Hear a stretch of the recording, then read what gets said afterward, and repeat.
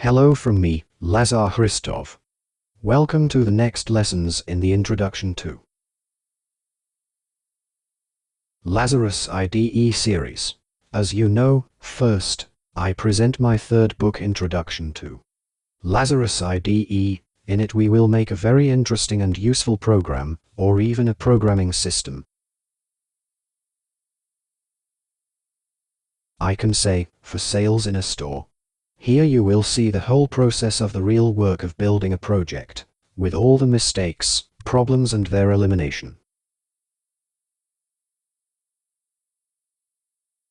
With different ideas, some of which are made, others are dropped, and that's very interesting. I guess there's just nowhere else where you'll see something like this, so I hope you find this really interesting and useful. And now we're continuing with the lessons from the second part of my book.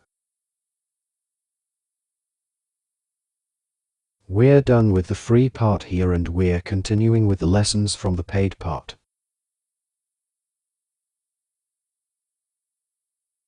We have now reached Chapter 7.3, where we will use already examples of working with SQLConnector in some of the databases.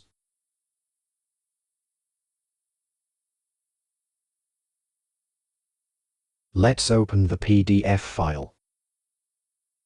So, last time we showed here the basic properties of the SQLConnector component.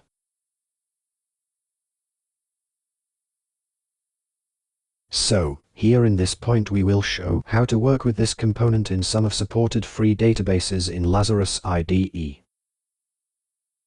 We will first show simpler programs for working with a single database, and then more complex programs for working with several databases in one program.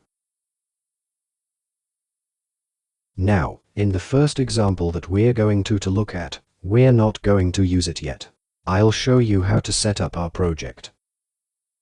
First, we'll naturally start with our favorite SQLite database. We will show how to work with SQLConnector in our favorite built-in database, SQLite. As you already know, it is very easy to work with. We simply copy the library SQLite 3.dll into our project in the Lazarus IDE. Now, if you haven't used it in a while, it's a good idea to download the new version. It can be downloaded from the official SQL website. Lite at the following URL. The download itself is easy. Actually, let me show it to you now. Just let me see. Here's where the SQLite website is. We go to the download section and we need to find, in my case, right, the recompiled binaries.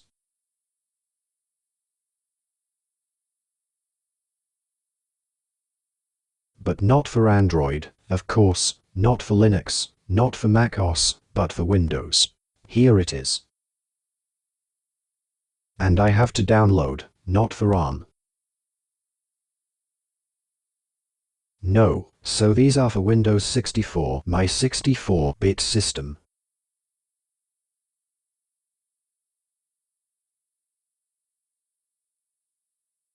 And if you're on an older computer with a 32-bit system, then this is your file. And we're just downloading our file. I've also shown it here in a picture in the PDF file.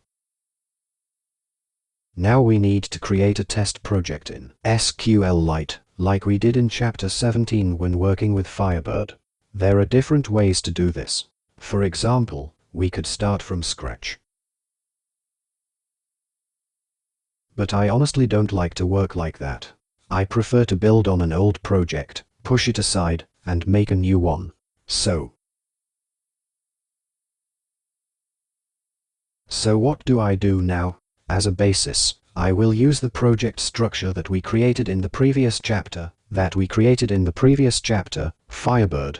So I'm copying it to a new location. I will use the code in the procedures in the project structure. and the code from the SQLite library example also, as I may change something somewhere. I name the new project like this. I delete all the Firebird libraries from it and copy the downloaded SQLite 3.dll library into it. And I need to have the following files in it, so that I have these. Open the project in Lazarus IDE. Delete the component for working with Firebird. To be connection 1. I save the changes. In its place, I put SQLite 3 connection 1. And so I do various procedures more. I won't show them to you now. They are from the paid part. Let me show you this in the Lazarus IDE as well. Here's what our form looks like once we've finished this. We have these as components. We have 3 options. Create a database, open a database and view the data in it. Compile and run. I'm not going to create a database right now. I'll just open a database. Here I've created a new database. I'm opening it. Here it says that the connection was successful. And here are the data in it. Let's see.